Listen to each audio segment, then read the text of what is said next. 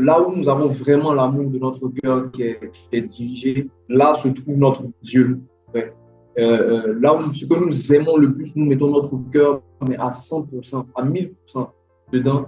Et c'est un principe, c'est une vérité, c'est une réalité qui est non négociable, enfin, qui est indiscutable.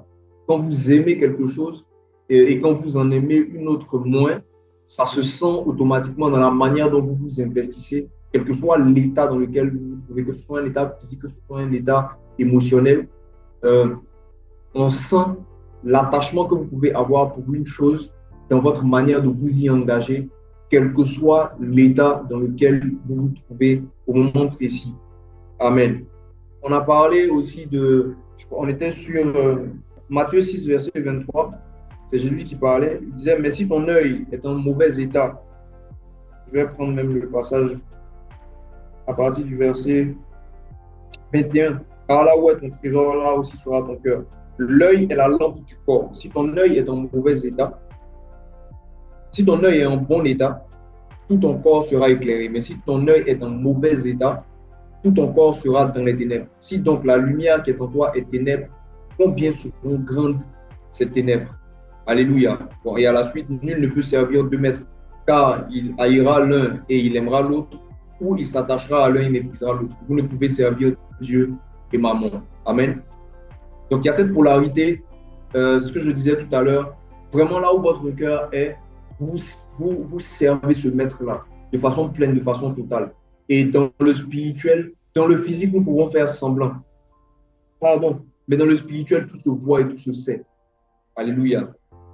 Donc notre niveau d'engagement se détermine vraiment par comment notre cœur, ou se ressent dans comment notre cœur est engagé dans la chose que nous voulons faire. Notre niveau d'amour, notre niveau d'engagement détermine notre niveau d'amour pour une chose ou pour une autre. Amen. Donc, là, ce sur quoi je veux vraiment revenir parce que c'est important, c'est sur cette histoire de œil en bon état et lumière dans notre cœur. Si notre œil, qui est la lampe de notre corps, est en bon état, nous serons éclairés. Mais si notre œil est dans un mauvais état, nous serons dans les ténèbres. On dit donc, si la lumière qui est en nous est ténèbre, ô combien seront grandes ces ténèbres. Amen. Et on a parlé de la lumière en tant qu'information. Je vous expliquais, j'ai pris deux pôles, j'ai pris deux choses, deux cas précis pour pouvoir expliquer en partie ce passage. Ce n'est pas une explication globale. La révélation sur le même passage, il peut en avoir des dizaines et des dizaines. Mais ce sur quoi le Seigneur a attiré notre attention spécifiquement, c'est le fait que la lumière est une image de la connaissance. Donc la connaissance a pour image la lumière. La connaissance, les informations sont des formes de lumière que nous recevons. Amen. Donc le type de lumière que nous recevons détermine si donc à l'intérieur de nous il y aura de la lumière ou s'il y aura des ténèbres. L'information que nous avons, qui est une forme de lumière, peut être ténébreuse en fonction de qui nous la donne, en fonction de la source de l'information, en fonction de ce que l'information elle-même est. Ce n'est pas parce que nous recevons une information que ça veut dire que forcément cette information est quelque chose qui est positif pour nous. C'est la raison pour laquelle nous devons veiller sur ce que nous regardons et sur ce que nous écoutons, ce avec quoi nous sommes en contact. Après, il faut comprendre que en termes d'information, il y a quelque chose qui est important, c'est la sensibilité de notre personne. La sensibilité de notre personne est importante dans le sens où une chose qui peut être, qui peut ne pas m'impacter moi, et vice-versa. C'est pour cela que la semaine dernière, je vous disais que le plus gros du problème, ce n'est pas la semence. Le plus gros du problème, c'est le cœur qui reçoit la semence, donc la terre qui va recevoir la semence qui a été donnée. Il y a certaines informations qui peuvent être nocives pour quelqu'un sans pour autant l'être pour l'autre. Pourquoi? Parce que l'état du cœur de l'une des personnes est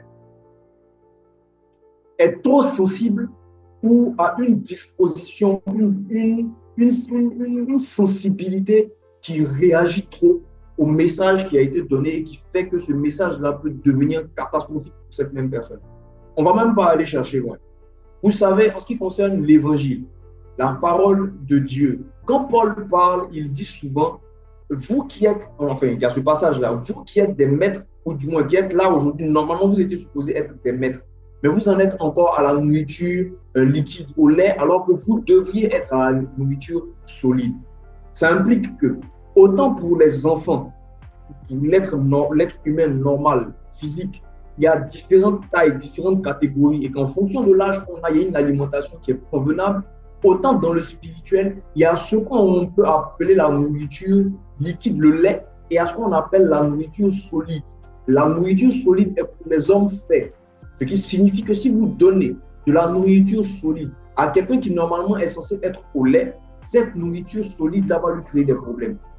Si vous donnez le lait à quelqu'un qui est censé être à la nourriture solide, ce lait-là n'aura aucun impact, aucune forme d'apport pour lui. Pourquoi? Parce qu'il a dépassé l'âge qui requiert qu'il prenne du lait. Je disais une fois, j'avais eu une discussion avec quelqu'un, ça concernait les musiques païennes, chrétiennes, etc., ou bien ce que les gens peuvent dire dedans. Et je lui faisais comprendre que il y a certaines choses que le Seigneur peut me permettre d'écouter parce qu'il sait que ça n'aura aucun impact sur moi. Même s'il me demande, par exemple, d'aller pour un aspect technique, écouter une chanson, je peux, par sa grâce, écouter cette chanson sans que ce que la personne dit dans la chanson ne m'impacte moi. Pourquoi? Parce que l'état de mon cœur est au-dessus de ce que cette personne est en train de dire. Ça ne peut pas affecter mes mœurs, affecter mon humeur ou mon positionnement vis-à-vis de la vie, vis-à-vis d'un sujet ou d'un autre. Donc, le Seigneur sait que exposé à ça, ça ne m'impactera pas. Mais par contre, à quelqu'un d'autre, il peut interdire d'aller écouter ça. Pourquoi? Parce qu'il sait que dans son cœur, il existe des résidus, ou il existe un dépôt qui va réagir à ce qu'il va entendre au travers de cette chose. Et ce que j'ai dit, la personne me disait, mais dans ce cas, est-ce que ce type de chanson-là, est-ce que tu peux écouter ça avec tes enfants?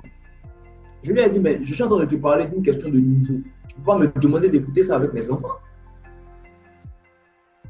Pourquoi ce que nous pouvons accepter que même la parole de Dieu, je ne vais pas venir m'asseoir avec mes enfants, par exemple aujourd'hui, et puis venir leur parler des ténèbres de l'Éternel, qui est un message que le Seigneur m'a donné, ou bien l'évangile des systèmes, ou bien venir parler avec lui, parler avec eux du réveil de la royauté, ou bien je ne sais pas, même du cœur tel qu'on est en train de l'aborder aujourd'hui. Ils ne vont absolument rien comprendre.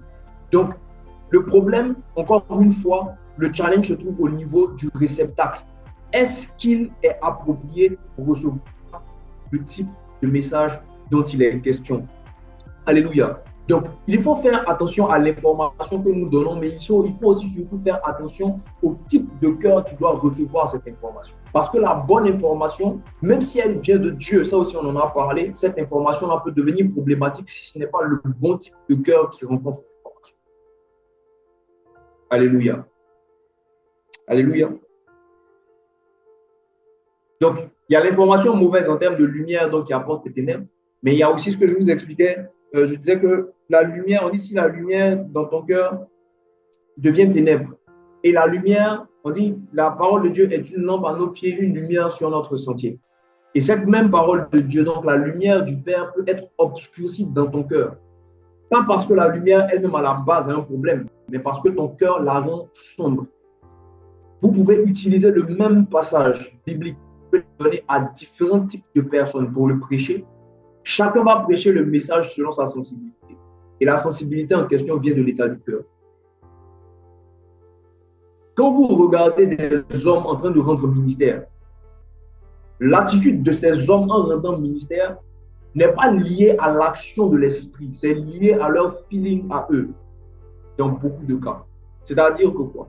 Le Saint-Esprit va descendre sur, prenons 3 personnes, vous pouvez avoir 2 ou 3 personnes qui sont en train de rendre ministère. L'Esprit de Dieu va descendre sur eux pour pouvoir parler par son canal, par leur canal. Et quand l'Esprit descend, il descend avec une certaine puissance, il descend avec une certaine présence, il descend vraiment avec un message, avec quelque chose d'assez fort. La manière dont les 2 personnes vont réagir quand l'Esprit va descendre, ce n'est pas le Saint-Esprit qui provoque ça. C'est l'état émotionnel et le feeling de chacun. Vous allez avoir un peut-être qui va commencer à sauter dans tous les sens, à crier, et vous pouvez avoir un autre qui va devenir beaucoup plus calme. Ça, ce n'est pas le Seigneur qui le fait, c'est l'état du cœur des personnes. Quand vous recevez un message, quand quelqu'un reçoit un message de la part du Seigneur et qu'il doit transmettre ce message, la manière dont il transmet le message, ce n'est pas le Seigneur qui détermine.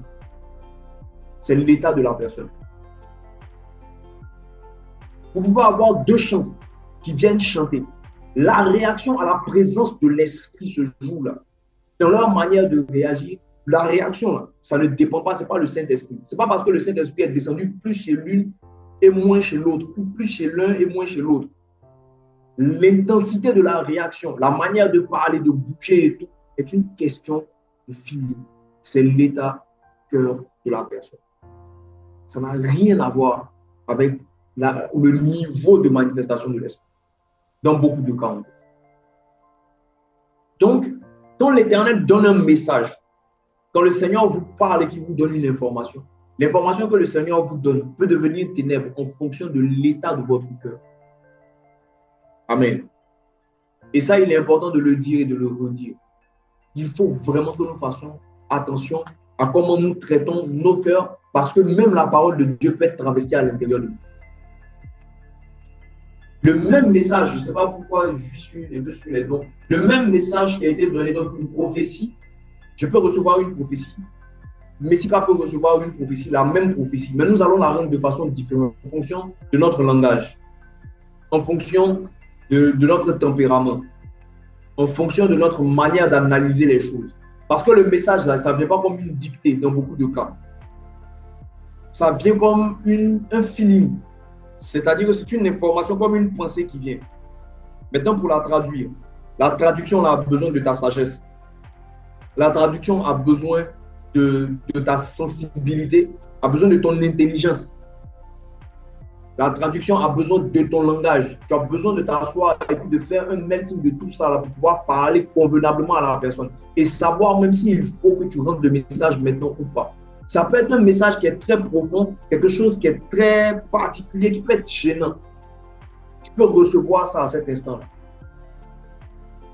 Mais la volonté de Dieu, la sagesse voudrait que le message ne soit pas donné devant tout le monde. Mais l'état de ton cœur va faire que une personne dans l'état de son cœur qui pense vraiment à la personne qui est en face, qui est en peine le souci des âmes, qui veut vraiment faire la volonté de Dieu, etc., sera capable d'appeler la personne, soit d'enlever le micro et de lui parler à l'oreille, ou bien de lui dire qu'il faut qu'on se voit après. Mais quelqu'un d'autre qui peut-être est dans son cœur, dans une quête de gloire, de reconnaissance ou de quoi que ce soit, va favoriser le fait que son message va provoquer de l'émoi plutôt que le fait que le message va peut-être mettre mal à l'aise la personne qui est concernée.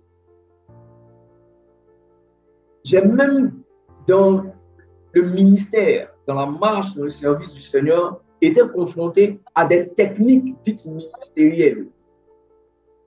Dans l'éthique du ministère, des méthodes qui sont employées, qui sont des manipulations en vrai. C'est-à-dire que quoi? Tu reçois un message pour quelqu'un. On va te dire que quand tu reçois le message pour la personne, tu lui donnes une partie du message. Et puis tu dis à la personne, après le culte, je vais te donner le reste au bureau parce que c'est délicat. Ce n'est pas parce que le message, tu ne peux pas le donner directement, hein, mais c'est parce que tu veux créer quelque chose. Après le culte, la personne va venir en réception au bureau. Quand la personne arrive en réception au bureau, tu donnes le message, la suite du message à la personne et tu ne lui donnes pas la solution. Tu lui dis de revenir au culte prochain. Ce sont des techniques pour fidéliser les gens. Personnellement, je ne crois pas que ça soit de l'esprit. Il en va des mœurs de la personne qui le fait. Pour moi, c'est de la manipulation. Et cette réaction, la réception du message, Dieu était vraiment dedans. Il a donné un message. Mais le traitement, le rendu du message, l'exercice du ministère n'est pas dépendant de Dieu. Ça a été dépendant du cœur de la personne. Alléluia. C'est délicat. Et il faut vraiment faire attention. Il faut checker nos motivations constamment pour s'assurer que ce qu'on est en train de faire, Dieu est vraiment lui. Quelqu'un dira peut-être, mais finalement, à la fin, là, c'est l'objectif. L'objectif, c'est que la personne reste dans l'église. C'est que la personne reste, quand je parle de l'église, je parle de l'église grand E. Hein. Non, l'essentiel, c'est que la personne continue de marcher avec le Seigneur et tout. Ce sont des méthodes, c'est de la sagesse. Il faut utiliser un peu les trucs pour pouvoir. Personnellement, je ne crois pas que ce soit des choses que le Seigneur veut que nous fassions sous cet aspect. Amen. Donc, je vous ai donné cet exemple pour essayer d'illustrer un peu quand je vous dis que le message reçu, ou la parole de Dieu qui a été donnée, ou la manifestation du don, le déploiement de ces choses-là ne dépend pas, ce n'est pas Dieu qui le fait, c'est le réceptacle qui réagit et qui décide en fonction de son état de cœur d'utiliser, de rendre, de manifester un talent, un don, etc., selon sa propre sensibilité. Amen. Aujourd'hui, on va aborder un aspect c'est une part d'un message que j'avais déjà reçu, mais j'ai senti de revenir là-dessus. On ne va pas aborder tout le message, mais c'est cet aspect-là, parce qu'il y a quelque chose d'important dedans que je crois que nous devons comprendre. C'est un message qui est long et qui s'attaque à beaucoup d'aspects. Et aujourd'hui, nous allons parler d'un aspect justement qui concerne le cœur. Amen. Dans le revers de la royauté, le chapitre 2 du message, je crois si je ne me trompe pas, parle de l'œil du cyclone. C'est pas le chapitre 1. Oui, c'est le chapitre 1. Donc l'œil du cyclone.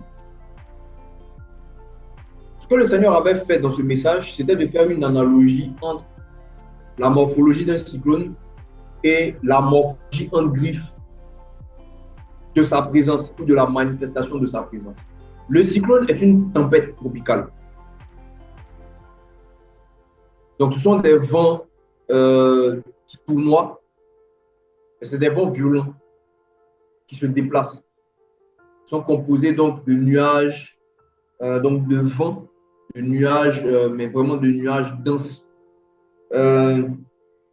Souvent, il y a des éclairs, c'est accompagné d'éclairs, de tonnerres, des choses de ce genre, mais c'est vraiment, vraiment violent. Et ils naissent sur les eaux, toujours. Les cyclones naissent sur les mers chaudes. Donc, il y a besoin vraiment de se retrouver dans un environnement chaud. C'est-à-dire que c'est toujours sur les... C'est pour ça que ça s'appelle tempête tropicale. C'est l'air chaud, contact avec l'air froid, ça forme des nuages épais et tout. Après, ça crée des tempêtes. Et la tempête, donc, se déplace, elle part de la mer pour se retrouver finalement sur des territoires secs. Donc, sur le sec, sur la terre. Amen. Maintenant, ce qui nous concerne particulièrement aujourd'hui, dans ce que c'est qu'un cyclone, sa morphologie donc est composée de 3 parties. Il y a la périphérie du cyclone, donc les vents violents. Ensuite, là on part de l'extérieur vers l'intérieur. Il y a donc la périphérie, les vents violents qu'on voit, ça soulève des choses, ça déracine. Ensuite, après les vents violents, il y a ce qu'on appelle le mur de l'œil, qui est une zone plus violente que les vents. Et après le mur de l'œil, il y a une zone qu'on appelle l'œil du cyclone. Et l'œil du cyclone, en fait, c'est une zone de calme. C'est-à-dire que si vous êtes dans une zone où il y a une tempête tropicale, s'il y a un cyclone qui est en train de se déployer, l'endroit le plus sûr où vous pouvez vous trouver, c'est dans l'œil du cyclone. Donc, c'est-à-dire au milieu de la tempête. Parce que là-bas, c'est une zone calme avec des vents doux. C'est très étrange. Et c'est la zone où vous pouvez être le plus en sécurité.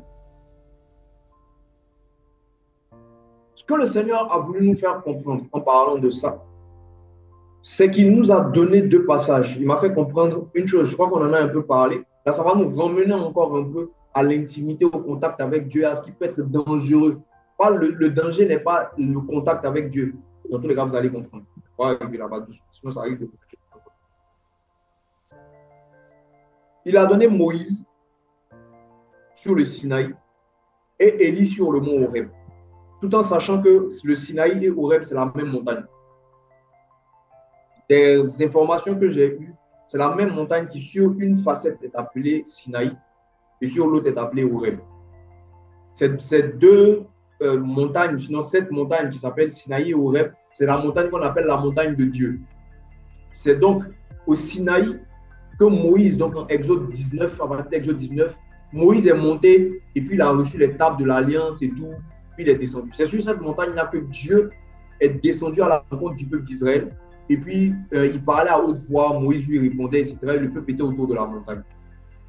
C'est sur cette montagne aussi que Élie, quand il a quitté le désert et qu'il a fait ses 40 jours et 40 nuits de marche après avoir mangé son gâteau que l'ange lui a donné, il a marché pendant 40 jours et 40 nuits, il s'est retrouvé sur Horeb, la montagne de Dieu. Et c'est là-bas qu'il est rentré dans une grotte où l'Éternel, on dit non, il y avait du feu, il y avait un vent violent et tout. Et puis l'Éternel n'était pas dedans. Et après, il y a eu un vent doux. Et l'Éternel était là. Et bon, Élie est sorti et il a parlé à Dieu. Amen. Il y a quelque temps, je vous parlais un peu brièvement de ça en vous disant qu'il y a une voix qui précède la tempête et il y a une voix à l'intérieur de la tempête. Je ne sais pas si vous vous en souvenez. Je disais qu'il y a une voix avant la tempête parce que dans les deux cas qui ont été donnés, qu'est-ce qui s'est passé quand Dieu est descendu au niveau de Moïse? Quand Dieu est descendu sur le mont Horeb, il y a eu des vents violents, des nuées, des éclairs, des tonnerres. Il y avait un bruit, il y avait une trompette qui résonnait et il y avait un feu sur la montagne. La Bible dit que la montagne était tremblante, elle était toute en fumée. Et la voix de l'Éternel résonnait à haute voix. Il parlait à Moïse à haute voix et Moïse lui répondait. Amen. Et le peuple entendait ce que Dieu disait à Moïse. Et à un moment donné, Moïse a été appelé par Dieu sur la montagne. Amen. Dieu a appelé Moïse sur la montagne. Quand Moïse est monté sur la montagne, Dieu a commencé à parler à Moïse et il a dit à Moïse, ce que je suis en train de te dire, va transmettre cette commission aux enfants d'Israël. Ce qui signifie que ce que Dieu disait à Moïse, quand Moïse est arrivé sur le sommet de la montagne, le peuple ne l'entend. Donc, il y avait cette voix de Dieu qui a parlé quand Moïse était au pied de la montagne, donc à l'extérieur de la tempête, que tout le monde entendait. Et il y a eu cette voix de Dieu qui venait de l'Éternel adressée à Moïse, que Moïse entendait quand il était au sommet de la montagne, donc au centre de la tempête, que Moïse seul entendait. Pareil pour Élie. La Bible dit que l'Éternel a demandé à Élie, Élie, que fais-tu ici? Il a répondu, j'ai déployé mon zèle, tout ça là. On a tué des serviteurs et tout, moi j'ai déployé mon zèle, maintenant voilà, on veut m'ôter la vie, etc. Et la Bible dit qu'il y a eu une tempête et tout, et il y a eu tout ça là. Et quand c'est pas, l'Éternel a posé encore les mêmes questions à Moïse, à Élie. Élie a donné exactement les mêmes réponses à l'Éternel, mais à cet instant précis-là, après que la tempête soit passée, à cet instant précis, Dieu a parlé à Élie et lui a donné des directives concernant le futur, son futur à lui, concernant le ministère qui devait continuer lorsque lui serait parti et concernant la géopolitique de la région. Amen. Donc, il y a eu une voix qui précédait la tempête au niveau d'Élie et il y a eu une autre voix après la tempête. Si vous prenez les phénomènes atmosphériques qui ont eu lieu au Sinaï et en Horeb pour Élie et pour Moïse, vous allez vous rendre compte que c'est exactement les mêmes descriptifs qu'un cyclone ou qu'une tempête tropicale. Et au milieu donc de cette tempête, soit au sommet de la montagne concernant Moïse, ou bien après que les choses soient passées concernant Élie, il y avait une zone de calme où l'Éternel pouvait parler à la personne qui venait le rencontrer. Ce que ça signifie, ça ne signifie pas que ce qu'il y avait sur les montagnes, la montagne, ces deux fois-là, c'était une tempête tropicale. C'est une image que Dieu a donnée pour vous faire comprendre à quoi ressemble la manifestation de la puissance de Dieu sur la terre. C'est-à-dire que, et ça je l'ai maintes fois expliqué, c'est ça qui tombe beaucoup les enfants de Dieu, les chrétiens que nous sommes. Nous sommes beaucoup dans le mouvement, dans le bruit, dans la manifestation, ne réalisant pas que Dieu n'est pas toujours dans la manifestation. La Bible dit que quand le vent est passé, qui déchirait la montagne, etc., il y avait le feu. L'Éternel n'était pas dedans. C'était des manifestations de la présence de l'Éternel. Le fait que Dieu soit descendu sur la montagne de Sinaï a obligé les éléments à réagir parce que la puissance de Dieu oblige le physique à réagir. Mais cette présence-là de Dieu était donc a provoqué cette réaction. Mais la réaction n'est pas la présence de Dieu. Le peuple était au pied de la montagne et n'avait pas le droit de monter au sommet, sous peine de mort. Ils étaient là, mais ils ne sont pas rentrés dans la présence de l'intimité de Dieu. Ils étaient dans une forme de présence de Dieu. Il y avait une manifestation du surnaturel, mais ils n'étaient pas dans la présence de l'intimité. Ils ont entendu quelque chose dans le collectif. Parce que Dieu parlait à haute voix et que le peuple, et que Moïse lui répondait. Le peuple entendait ce que Dieu disait à Moïse. Et il n'était pas dans son intime. Moïse est monté. Mais quand vous regardez la description de ce qui se passait ce jour-là, quand on parle de comment la montagne était en fumée, elle était tremblante. Donc ça veut dire qu'il y avait des bruits. On dit qu'il y avait un son de tonnerre. Il y avait une trompette qui résonnait. Il y avait la voix de Dieu qui parlait. C'était bruyant. Il y avait du feu, du vent. Il y avait un tremblement de terre sur la montagne. Mais Dieu appelle Moïse. Moïse monte. Et les deux ont une conversation que les deux entendent. C'est-à-dire qu'au-delà de tout le tumulte qu'a provoqué la présence de Dieu, il existait une zone de rencontre qui avait un calme profond. C'est dans le cœur. C'est pour cela qu'une des choses que le Seigneur m'a fait comprendre et que j'ai constaté dans l'exercice de mon ministère, peut-être que ce n'est pas le cas pour tout le monde, mais en tout cas moi, ce que j'ai constaté me concernant, c'est que quand je suis en train de rendre ministère, plus je suis calme, plus la puissance de Dieu se déploie. Plus je suis dans l'euphorie à cause de ce que je ressens de la présence, parce que quand l'onction, la puissance de Dieu descend, quand elle se déploie à un moment, il y a une dispensation de Dieu qui est là pour pouvoir agir, peut agir. Il y a une forme de... C'est-à-dire que tes émotions se mettent en mouvement. Sont les émotions, le corps. Souvent, vous avez la chair de poule. C'est-à-dire qu'il y a un feeling qui est là. Souvent, vous sentez comme une excitation qui vous prend. Si vous ne vous calmez pas, vous risquez de perdre l'essentiel. Et ça, c'est généralement dû à la présence de Dieu. Le fait qu'il soit là et qu'il veuille faire quelque chose, provoque une réaction dans votre corps. Cette réaction peut vous emmener à devenir euphorique. Et l'euphorie peut vous emmener à faire des bêtises. C'est-à-dire que vous allez perdre, c'est-à-dire que vous perdez votre lucidité. C'est là que vous voyez des gens, par exemple, commencer à crier, sauter dans tous les sens parce que la puissance de Dieu est trop, la puissance de Dieu est trop. Souvent, dans ce cas-là, Dieu veut vous donner des messages pour les gens. Mais si vous laissez l'émotion dans votre corps, la réaction physique, émotionnelle, là, prendre le dessus, vous perdez la lucidité du message. Il faut garder son calme dans cette saison-là, dans cette période-là. Et puis arriver à faire face à Dieu en étant entouré de tumulte. Et vous devez rester calme et objectif. Il faut être capable d'écouter Dieu. Et puis que ce que vous recevez là, vous sachez comment orienter tout le tumulte là vers la cible. C'est-à-dire qu'il y a une puissance de Dieu qui se déploie, mais la puissance de Dieu là, ce n'est pas Dieu. Permettez-moi de dire ça comme ça. Dieu est là, et parce qu'il est là et qu'il veut faire quelque chose, il y a une puissance qui se met en mouvement. La puissance crée un tumulte. Vous, ce que vous avez à faire, c'est de garder le calme pour recevoir de Dieu l'instruction pour orienter la puissance vers la cible. Si votre cœur est tumultueux, vous perdez votre lucidité et vous perdez l'impact. Souvent même, vous perdez le message. Souvent, quand je dois prier pour quelqu'un, si je commence à prier pour la personne en étant focalisé sur ce que je demande à Dieu pour la personne, sur la base de ce que Dieu me dit, il peut y avoir une explosion de puissance qui fait que la personne va sauter, va tomber, etc. Mais si je sens dans mon cœur que Dieu veut justement agir avec puissance de la vie de la personne et que je me laisse emporter parce que je commence à crier, l'impact diminue. Je ne sais pas si vous comprenez ce que je veux dire. Si je reste calme et que je prie doucement pour la personne, je sais dans mon cœur, je sens qu'il y a une puissance de Dieu qui est là, qui veut toucher la personne. Je reste calme. Et puis je prie, Seigneur, merci de toucher ton enfant. Merci de déployer ta grâce sur elle. En étant focalisé sur ce que je suis en train de dire, pas sur ce que je sens. Ce que je sens, c'est comme si ça tombe sur la personne.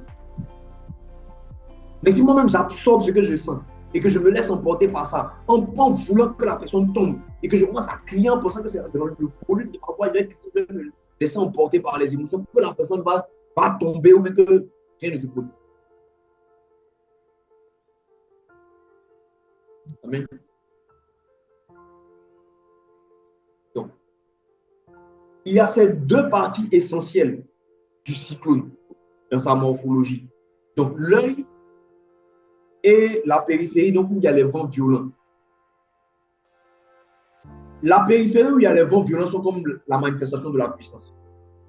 L'œil est la manifestation de la rencontre avec Dieu dans le cœur.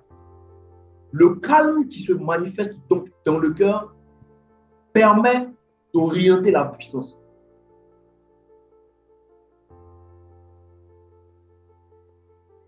Et c'est donc dans cette zone tranquille-là que Dieu envoie les messages les plus importants. C'est là que Dieu parle à ses enfants. C'est là que l'intimité se trouve, même dans le public. Deux voix de Dieu donc. Il y a cette voix de Dieu-là qui est entendue de tous. Et il y a cette voix de Dieu-là qui est entendue du cœur. Que Dieu nous envoie dire aux autres. Donc là, il nous commissionne. Mais si Dieu avait la capacité de parler dans un premier temps pour que tout le monde entende, pourquoi est-ce qu'il ne continue pas à le faire et puis il appelle Moïse ou bien il t'appelle toi à entrer dans l'œil du cyclone, que lui il te parle spécifiquement pour que toi tu ailles dans le ministère. Dieu l'a voulu ainsi. Et c'est là que se distinguent les intimes des gens de la masse. Pourquoi Jésus donne des paraboles en public et il donne des explications en privé? Parce qu'il y a la chose de la masse et les choses de l'intimité. Les choses qui se passent dans le cœur. Alléluia. Mais la chose essentielle de laquelle nous devons parler aujourd'hui, c'est que je viens de vous expliquer que l'œil du cyclone est une zone de calme. C'est une zone de tranquillité. C'est la zone la plus sûre quand il y a manifestation d'un cyclone. Amen. Mais ça, c'est vrai si et seulement si le cyclone se trouve sur Terre. Quand le cyclone se trouve sur les eaux, la zone la plus dangereuse, c'est l'œil du cyclone. Vous savez pourquoi? Parce que toutes les eaux qui sont autour sont attirées vers l'intérieur. L'instabilité de l'eau est attirée vers l'intérieur. Donc, les plus grosses vagues se retrouvent dans le centre du cyclone. Amen. Votre cœur est un territoire. Et dans le territoire de votre cœur, il peut y avoir deux états. Soit votre cœur est à sec, soit votre cœur est inondé. Genèse 49, versets 3 à 4. Ça, c'est la bénédiction de Jacob pour ses enfants. Genèse 49, versets 3 à 4. Ruben, toi, mon premier-né, ma force et les prémices de ma vigueur, supérieur en dignité et supérieur en puissance. Ruben, mon premier-né, ma force, les prémices de ma vigueur, supérieur en dignité et supérieur en puissance. Verset 4. Impétueux comme les eaux, tu n'auras pas la prééminence, car tu es monté sur la couche de ton père, tu as souillé ma couche en y montant. Amen.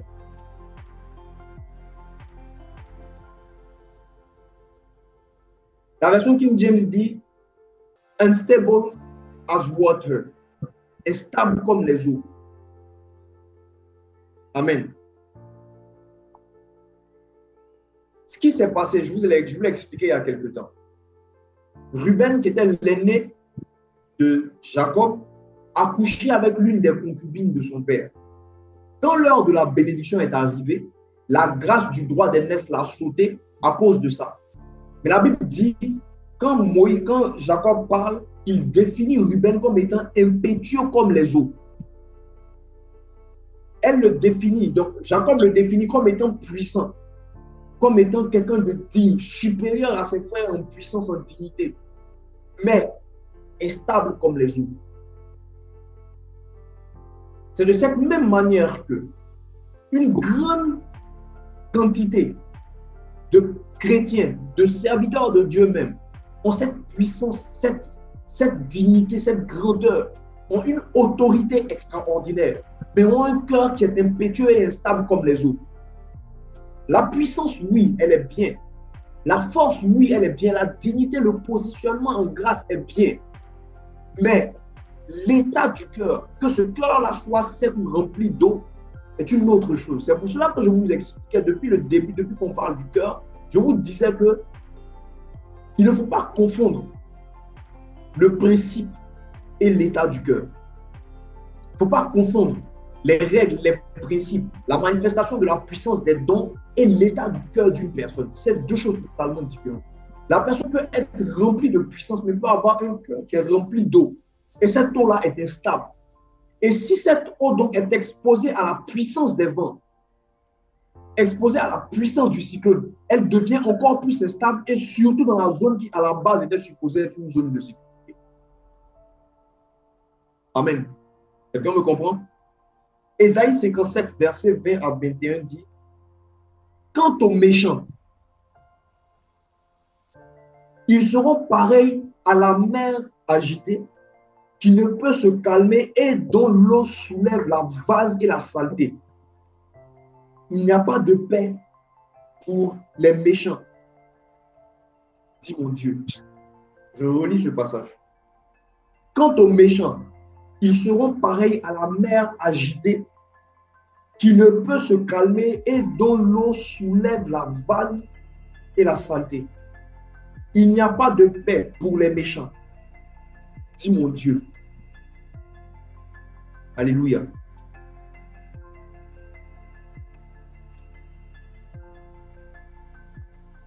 Voici des choses, rien que ces passages, je crois qu'il y en avait d'autres, mais j'avais sélectionné ces deux. C'est suffisant. Ces deux passages-là nous expliquent que quoi? La méchanceté dans le cœur d'un homme, ou bien la méchanceté manifestée par un homme, vient de son cœur. Et l'état de son cœur est semblable en fait à l'instabilité des eaux. Le cœur est un territoire. Et si vous prenez la Bible tout au long de l'histoire biblique, vous allez voir qu'il y a plein de passages comme ça. Et l'un des passages de base que nous sommes en train d'étudier, c'est la parabole du semeur. Et justement, la parabole du semeur nous fait comprendre une chose. C'est que le cœur de l'homme est une terre. On a parlé de 4 différents types de terres qui reçoivent exactement la même semence, mais qui produisent des résultats différents à cause de l'état de la terre et non pas à cause de la capacité à semer du semeur ou de la semence qu'il a. Amen. Donc, le cœur est un territoire qui est conquis. On conquiert le cœur. Dieu se tient à la porte de notre cœur et il frappe parce qu'il veut entrer et le conquérir pièce par pièce. C'est une demeure, c'est un territoire, c'est un domaine que le diable cherche à conquérir, que Dieu cherche à conquérir.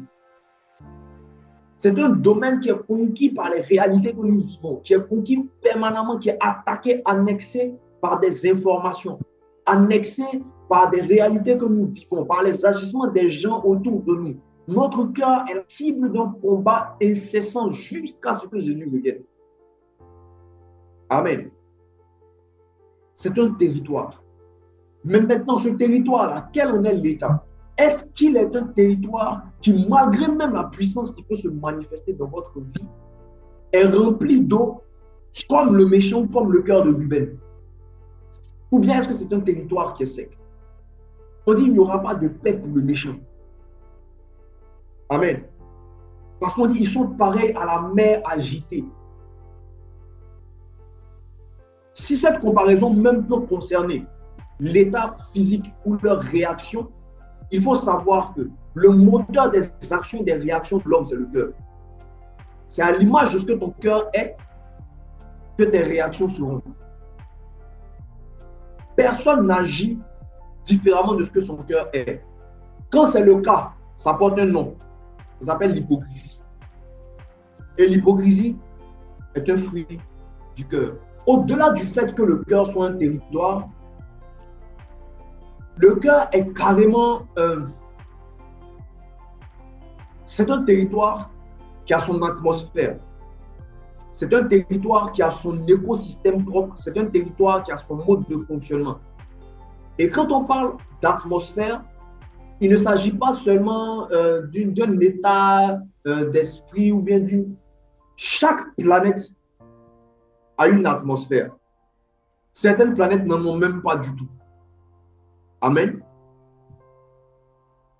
Le cœur de l'homme en vrai, au-delà d'être un territoire, est un monde entier.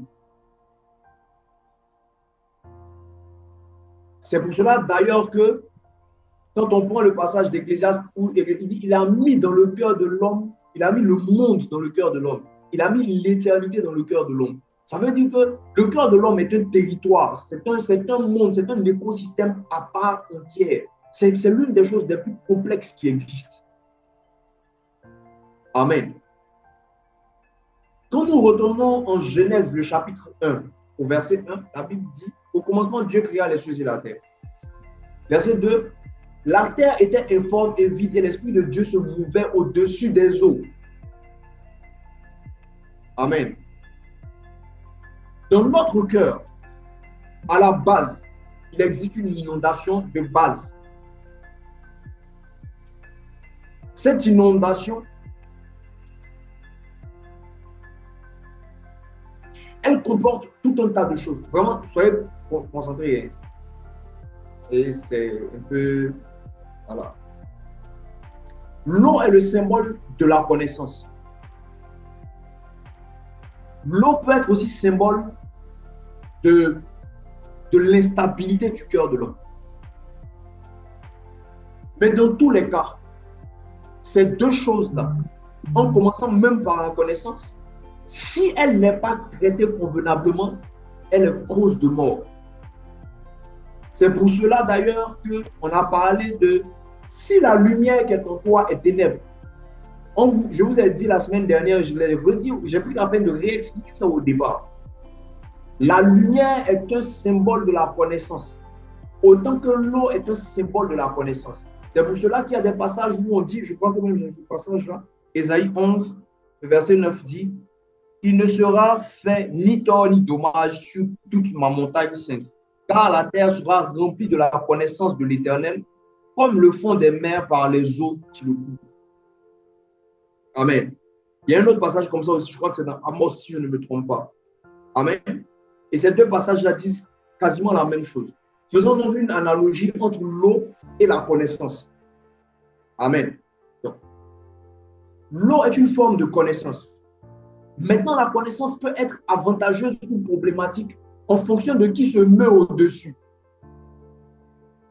La terre était informe et vide et l'Esprit de Dieu se mouvait des eaux. Je vous ai expliqué, j'ai pris la peine la semaine dernière et au début de cette session de vous expliquer que la forme de connaissance ou d'information qui vient va déterminer, ou la manière, l'état de votre cœur va déterminer la réception ou l'usage de l'information. Et la semaine dernière, je me suis assis particulièrement sur le fait que la parole de Dieu est esprit et vie. Amen. Et je suis revenu sur le passage qui dit la parole, la lettre tue, mais l'esprit vivifie. Et que c'est la même parole de Dieu qui est lettre quand elle est vide de l'esprit qui tue et qui est esprit et vie quand l'esprit de Dieu la conduit. C'est la raison pour laquelle le contact avec la parole de Dieu, si ce contact n'est pas conduit, manifesté, rendu possible par l'action du Saint-Esprit, nous sommes sûrs que la parole qui, à la base, c'est une parole de vie, deviendrait une parole de mort. Et la parole est une information. Au-dessus de tout, la parole est une information. Et si vous regardez le passage de Proverbes aussi, nous en avons un peu parlé la dernière fois. Et c'est un passage qui est très connu de tout le monde, je le disais la dernière fois. Garde ton cœur plus que toute autre chose, car de lui viennent, sont des sources. C'est de l'eau. On n'a pas dit les briques. On n'a pas dit, je ne sais pas, le banc de sable de la vie. On dit les sources. Ça veut dire que c'est de l'eau. La vie émane des informations que tu reçois autant que la mort. Ce dont ton cœur sera plein, de cela aussi va dépendre de la manifestation soit de la vie, soit de la mort. Donc la même information dans ton cœur peut être source de vie ou source de mort. Et je vous ai dit aussi, je crois, la semaine dernière ou la semaine surpassée, que la parole de Dieu que nous recevons est celle qui va nous acquitter ou nous condamner. Parce que nous sommes responsables de ce que nous savons. À partir du moment, je vous ai dit, le retour de Jésus, le signe qui a été donné pour le retour de Jésus, il va revenir quand toutes les nations auront entendu parler de Christ. En ce moment-là viendra la fin. C'est là que Christ reviendra. Pour qu'aucun homme n'ait la possibilité de dire « je ne savais pas ». Donc ce que tu sais te condamne ou te libère. Et la parole de Dieu qui vient dans notre cœur est un témoin. C'est un témoignage. Et ce témoignage-là, quand on dit quelqu'un est témoin, il peut être témoin pour ta libération comme il peut être témoin pour ta condamnation.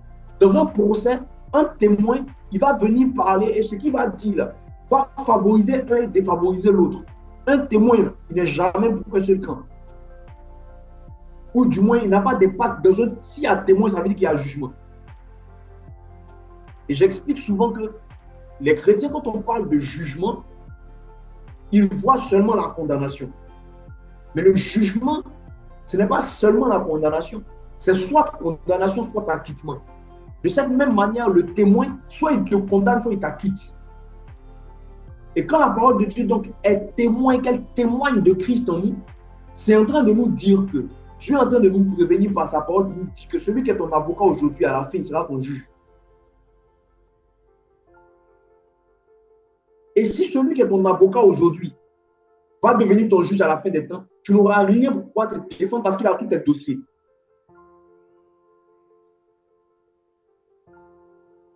C'est pour cela qu'il ne faut pas s'amuser avec la grâce. Parce que la même grâce aujourd'hui qui est en train de lutter pour t'acquitter, quand le temps sera arrivé, le temps marqué par le Père va arriver, cette même grâce-là va témoigner de toi. Soit pour ton acquittement, soit pour ta condamnation. Amen.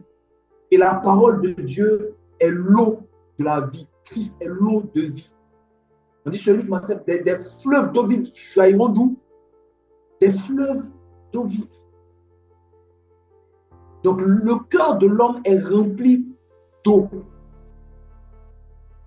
Maintenant, quand nous rencontrons Christ, qu'est-ce qui se passe? Le Saint-Esprit vient s'installer en nous.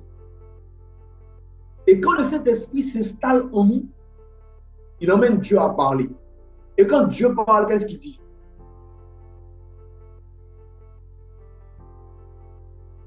Que la lumière soit. Amen.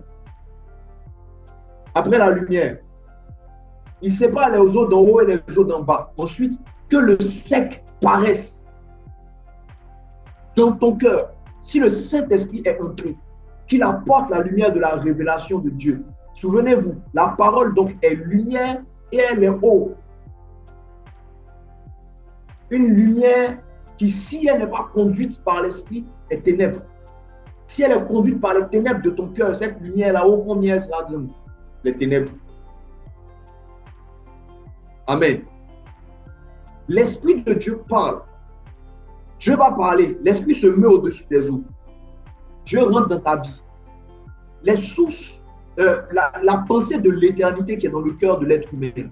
La pensée de l'éternité n'est pas dans le cœur des chrétiens. La pensée de l'éternité est dans le cœur des hommes. Si tu es un être humain, c'est que la pensée de l'éternité est dans ton cœur.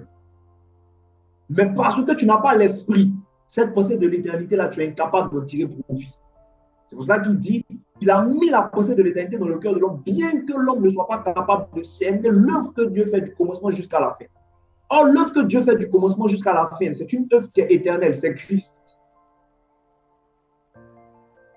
Donc, il y a cette part de Dieu-là qui est installée dans le cœur de l'homme au plus profond, qui ne peut émerger ou ressurgir que quand l'esprit se manifeste. Mais l'esprit peut être présent et puis il peut se mouvoir sans que tu ne lui aies donné la possibilité de faire paraître le secret. Ce n'est pas parce que l'esprit est présent que ça veut dire que ton cœur est stable. Quelqu'un me comprend? Ce n'est pas parce que l'esprit est présent que ça veut dire que ton cœur est stable. L'esprit de Dieu se mouvait au-dessus des eaux, dans une terre qui était informe et vide. Mais l'esprit était là. Et je vais expliquer que ton cœur est semblable à la terre. Ce qui donne la forme à ton cœur, c'est ce qu'on appelle le renouvellement de l'intelligence. On n'a pas dit l'installation de l'intelligence. Ça veut dire qu'il y a une forme d'intelligence qui est en toi, sauf qu'elle n'est pas renouvelée. Or, qui parle d'intelligence parle forcément de connaissance. Parce que l'intelligence, c'est la faculté qui te permet de traiter la connaissance. La forme d'intelligence que tu as va déterminer ton traitement de l'information qui vient. Donc, si ton intelligence est une forme ténébreuse, elle va traiter les informations de façon ténébreuse. Pour que ton intelligence puisse traiter l'information de façon correcte, il faut que cette intelligence soit renouvelée. Sinon, même si l'information qui vient, elle est bonne comme la semence du semeur, à cause de ton intelligence épineuse, tu vas transformer cette terre, ce produit, cette semence-là en semence épineuse.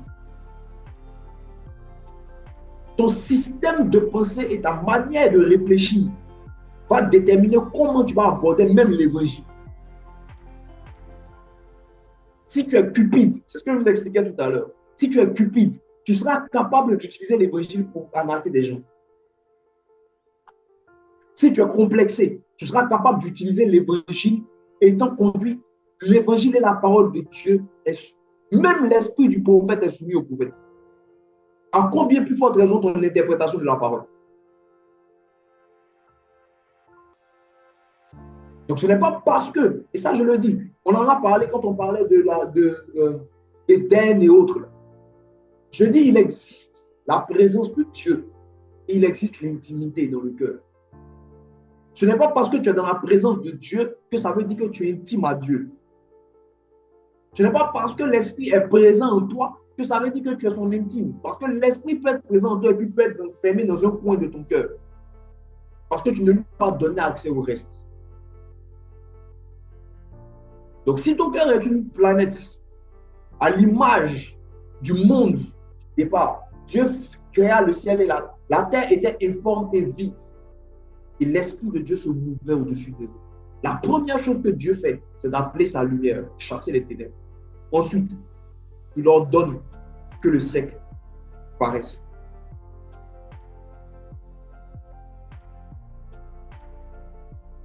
Quand le sec paraît, après toute la création au 6e jour, c'est à partir du sec que Dieu forme l'homme. Ce n'est pas à partir des eaux.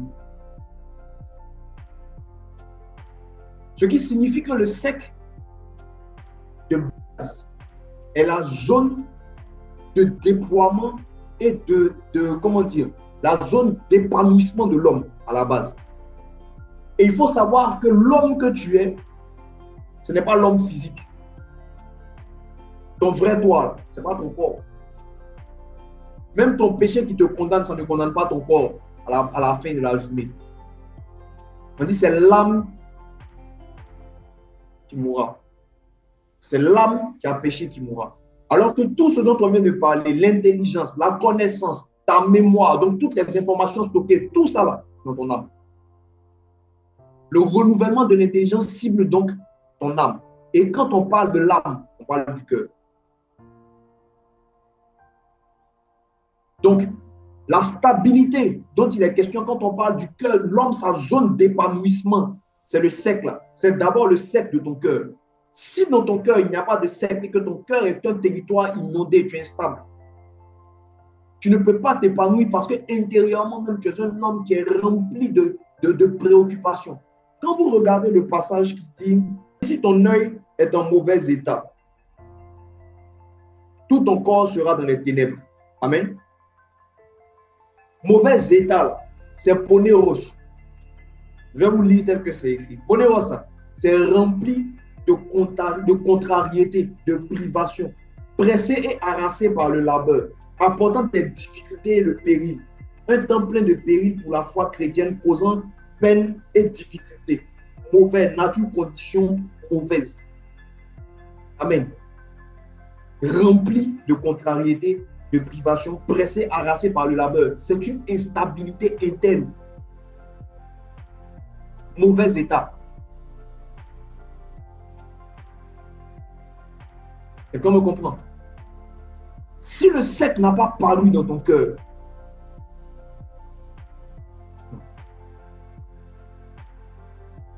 je vous ai expliqué au départ que tous les cyclones naissent sur les eaux.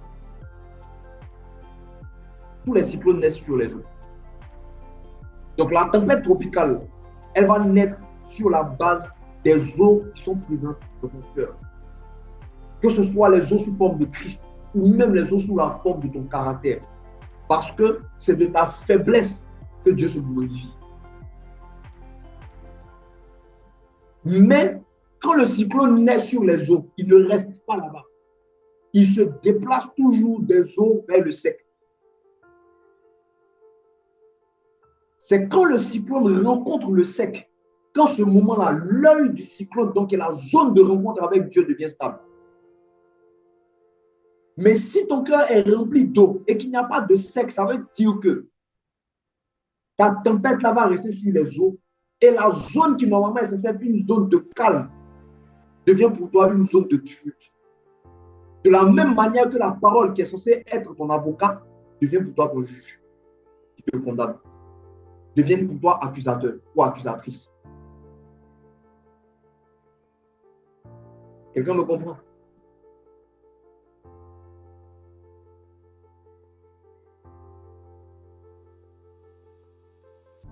Les 12 verges, c'est avec ça que je vais m'arrêter.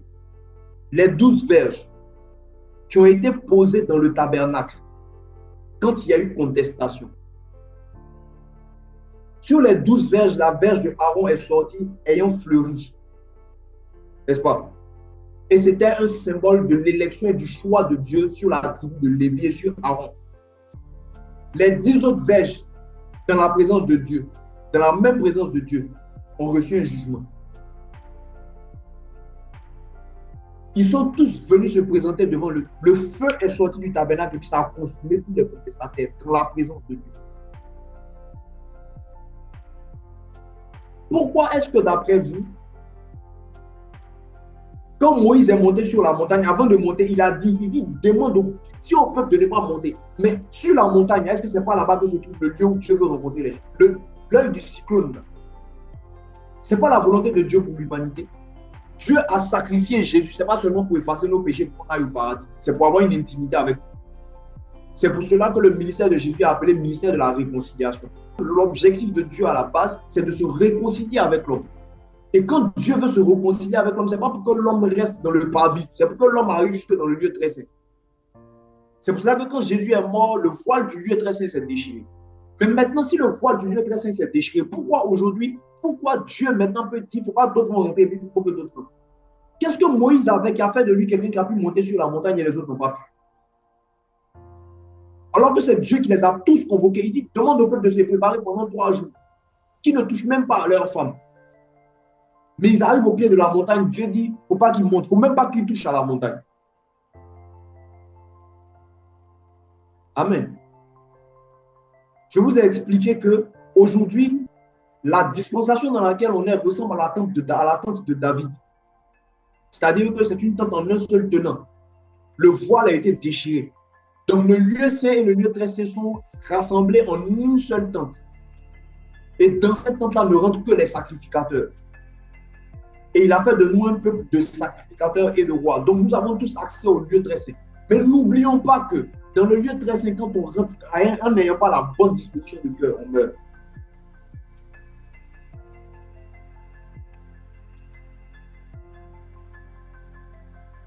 Ce sont nos propres cœurs qui vont nous acquitter, qui vont nous condamner. Le même œil du cyclone, tu ne pourras pas avoir accès à ça en tant qu'un lieu de calme où Dieu parle.